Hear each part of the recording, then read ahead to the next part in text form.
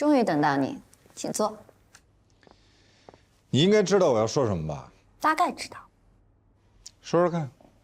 为了节省时间，我直接把我的回答告诉你吧。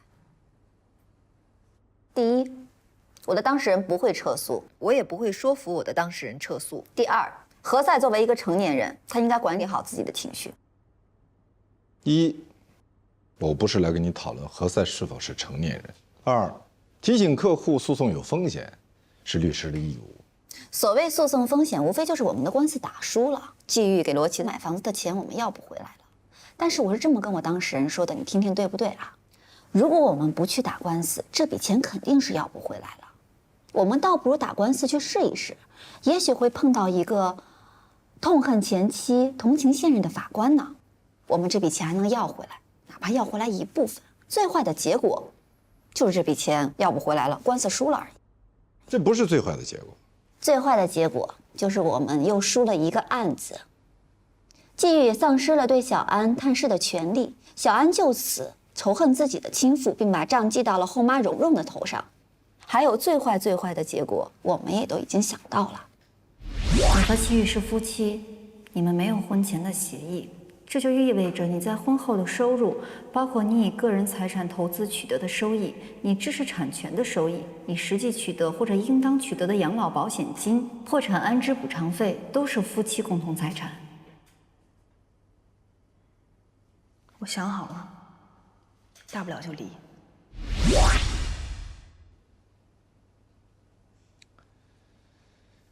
客户在义愤填膺之下，难免说出过分的话。但是作为律师，律师的职责不是趁火打劫、煽动仇恨。我没有煽动仇恨，我非常认真地帮助了我的当事人，避免他的利益再遭到损失。利益，说得好。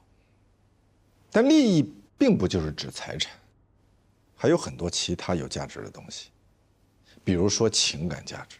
有些情感毫无价值，不但没有价值，还有害，就像长在身上的毒瘤，越早切除越好。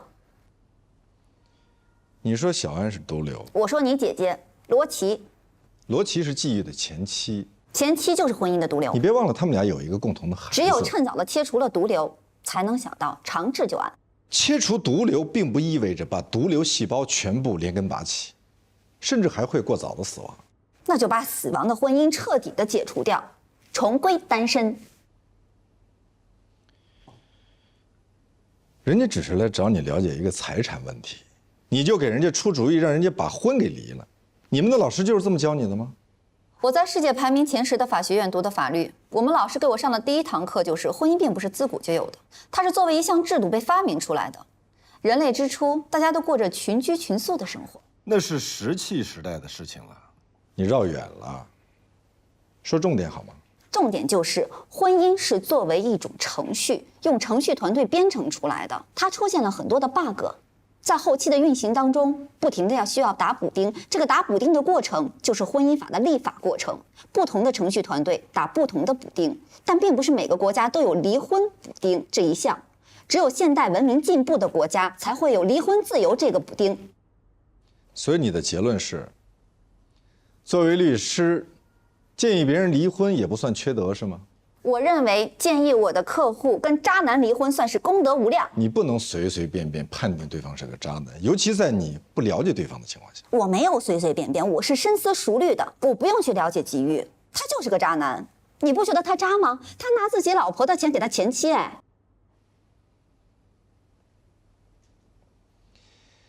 兰兰，我建议你再去重读一下婚姻法，重点理解一下法律上是怎么界定夫妻共同财产，以及法律上为什么这么界定。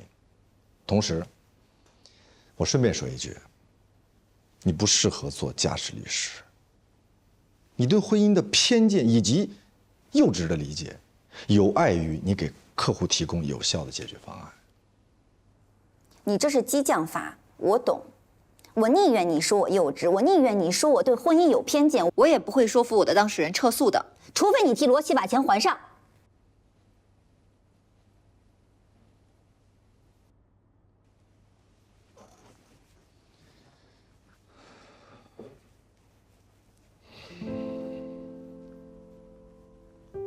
好，我同意。我同意，但我有一个条件，这件事情绝对不能让我姐知道。你跟你的客户还需要再签一个保密协议，立即撤诉，并且永远不能以同一理由起诉罗琦。同时，你要说服罗琦赶紧撤诉，并且写谅解书，互不追究。世世代代友好下去。你起草协议，你起草协议，明天10点发到我的邮箱。否则呢？否则我当做我没有听到，也没有看到。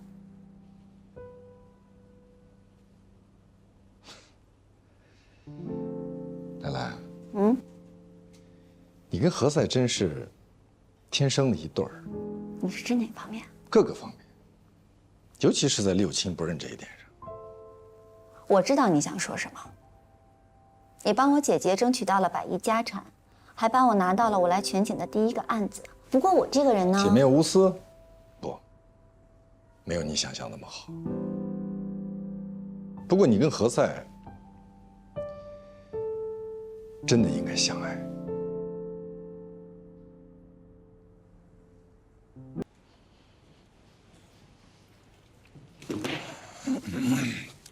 有什么问题？时间紧迫，今天必须签。为什么要这么紧？因为我们已经接到了法院的电话，周一就要开庭了，除非你想走法律程序。我们不会输啊！我们今天不是来讨论某一场官司，谁会输谁会赢，我们是来共同讨论如何签署一场停战协议。那就必须季玉和蓉蓉共同签字。这意味着我要跟我的客户重新去沟通了。这一条没得商量，因为你的客户和季玉是夫妻，所以即使蓉蓉签了协议，不再以同一理由起诉，那他万一逼着季玉起诉呢？季玉不是这种人，你不了解他。我了解人性，人是会变的。皇帝宠爱了新的妃子，尚且会把立好的太子废掉。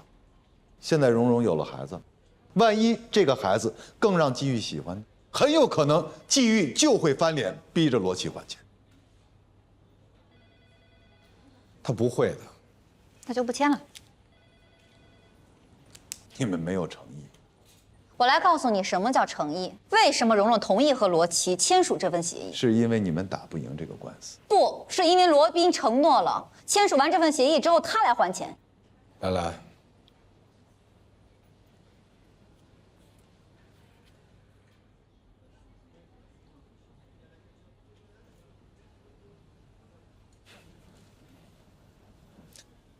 演得真好，啊，真会演。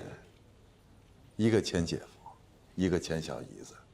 你太无耻了。罗琦为什么卖了房子又要买房子？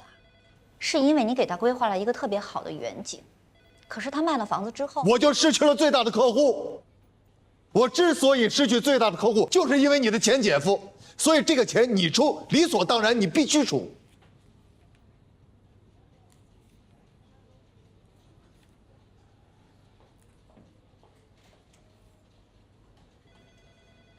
我会想方设法阻止罗琦嫁给你。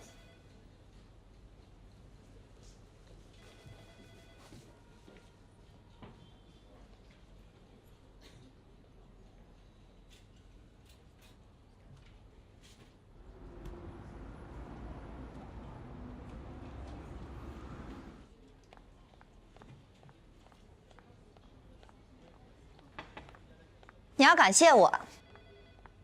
感谢你什么？你说服了季玉，蓉蓉提出来了，让季玉签字，同时还加了一条：夫妻2人共同财产，必须夫妻2人同意了才可以。那季玉同意了吗？他们随时都可以过来签字，不过他有一样要求，必须当面签，同时签。